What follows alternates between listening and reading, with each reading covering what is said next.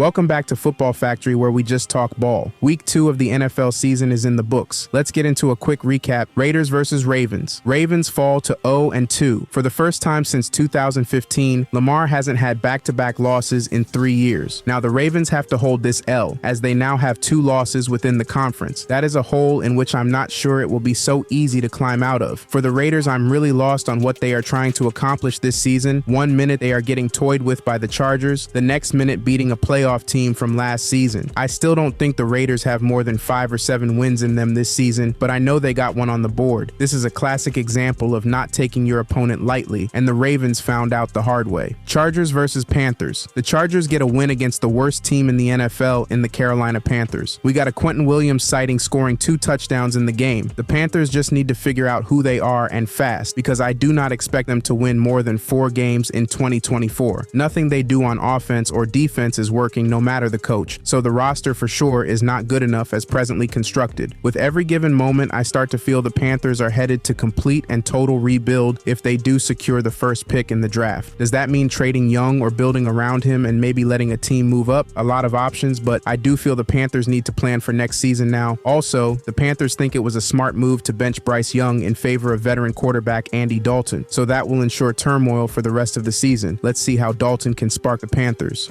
Or not. Saints versus Cowboys. The Cowboys got an early test and failed miserably in their home opener versus the Saints. Dallas got a taste of their own medicine with the Saints marching up and down the field on them, dominating in all 3 phases of the game. You could just chalk it up to a bad night for Dallas, but I do not think the Saints caught the Cowboys by surprise. I think Dallas met their match and got beat down. The Saints have now got the league's attention, having proven how legit they are. Will come down to how they fare against the other 2 and O team in their division, Tampa Bay Buccaneers. Bucs and Saints link up in New Orleans week 6. Buccaneers versus Lions. Even with the Buccaneers having won this game, you almost forget that it was a tight contest throughout the day. Every number you can think of went in the Lions' favor except the final score, and that's due to the red zone efficiency. Detroit found themselves in the red zone 7 times and only came away with 1 touchdown. That will be Dan Campbell's message to the team next week. Finish at least where the offense is concerned. Aiden Hutchinson almost made franchise history with 4.5 sacks and could have cemented his Defensive Player of the Year status already in week 2. Colts versus Packers. The look on Anthony Richardson's face told the story of the Colts versus the Packers in Lambeau Sunday. The Packers defense forced 3 takeaways, all interceptions, and a sack to add icing on top. The Packers get a win with cast-out quarterback Willis and leaning on the run game led by Josh Jacobs, who went over 100 yards rushing on the day. Again, the Packers defense, as I said, needed time to get their feet under them. Turnovers is the calling card for them. I'll be interested in seeing the Packers find ways to win while Jordan Love recovers, which now looks like he doesn't have to rush it. Jaguars versus Browns. Jacksonville Jaguars are 0-2 now. It has to feel a little weird even though they have played 2 playoff teams from 2023. Still, the Jags are not finding a rhythm on offense and won't get any sympathy from their division or the league. The Browns get to feel good as they pick up a much needed win to avoid going 0-2 themselves. I like that they were able to stay clean on offense and not give the ball away, helping the defense get them the ball back. 4 sacks on the day for the Browns defense, allowing them to get back on track and letting them set the tone for the team. 49ers versus Vikings. In a game that seems to be a bad matchup for the Niners, the Minnesota Vikings have beaten the 49ers for the 2nd time in the regular season since 2023. Now both games have been in Minnesota, but why the Niners can't overcome this team is beyond puzzling. Turnovers from the quarterback Brock Purdy certainly has played a part in both matchups, and so have injuries. The Niners are already down CMC. Deebo Samuel Sr. may not play week 3. George Kittle is dealing with a hamstring, and Nick Bosa ribs are keeping him limited. The 49ers are going to have to get healthy before November. Purdy is going to earn that 2nd contract by how he looks with all these injuries on the offense. Can he and Brandon Ayuk carry the load? Patriots versus Seahawks. I don't know what to make of the Seahawks. Week 1 they edged out the Broncos. Now they pick up a 3-point win at home from the Patriots. But the Seahawks should be better on paper than both teams. Are the Seahawks about to blow a 2-0 record by continuing to play down to their competition? Or are the Seahawks fooling us all and aren't really good? The Patriots had their chance to win this game, and they may have something in D end, Keion White. The run game is the Pats' offense. If they can continue to lean on that, maybe the pass game will develop into middle of the pack instead of one of the league's worst. Jets versus Titans. The Jets got out of Tennessee with a win by a touchdown, forcing 2 turnovers from the Titans. Reckless quarterback Will Levis once in the red zone. That proved to be a turning point again in a Titans loss. Last week, Levis had a horrible interception, and this week it was a fumble. These These boneheaded plays are going to cost Levis and the Titans more than a couple of games if they cannot get him to knock it off. The Titans defense remains legit even though the Jets managed to score 3 touchdowns. Punts were frequent for the Jets. The Jets pick up the first win of the season and get some much needed momentum heading into week 3. Giants versus Commanders. Okay, Neighbors is legit, and if you're the Giants, he is a playmaker you can run offense for. To be completely honest, the Giants offense finally started to look competent in a matchup of the NFC East bottom feeders. The Commanders were held to no touchdowns on offense by the Giants defense. Sometimes you just have to play to win the game. Giants have a lot to feel good about. They just have to put it all together and stay clean with the turnovers. Rams versus Cardinals. Force the ball to Marvin Harrison Jr. This was my comment for the Cardinals last week, and now they got him 2 touchdowns. Although the Cards had their way with the Rams, it was a game the Rams can flush and probably will. The NFC West is up for grabs right now, and the Rams would have loved to win early to start gaining some distance from the banged up 49ers team. I feel that this matchup will be different when these teams play again in week 17, which now has more implications for the Rams than the Cardinals. Steelers versus Broncos. It may not be exciting to hear, but the Steelers won another close game. At this point, it is probably better for them to shoot threes and change sports than to run an NFL offense. Whatever is working, keep doing it, those Steelers. For the Broncos, they are going to have growing pains as the season goes on. Bo Nix turnovers are to be expected by a rookie. I do think sometime soon the Broncos can pick up a dub, just a matter of sustaining success when they find it. Bengals versus Chiefs. These games have been decided by an average of 3.5 points or less over the last 2 seasons, which totals 6 games played. To say this is a tough matchup for both teams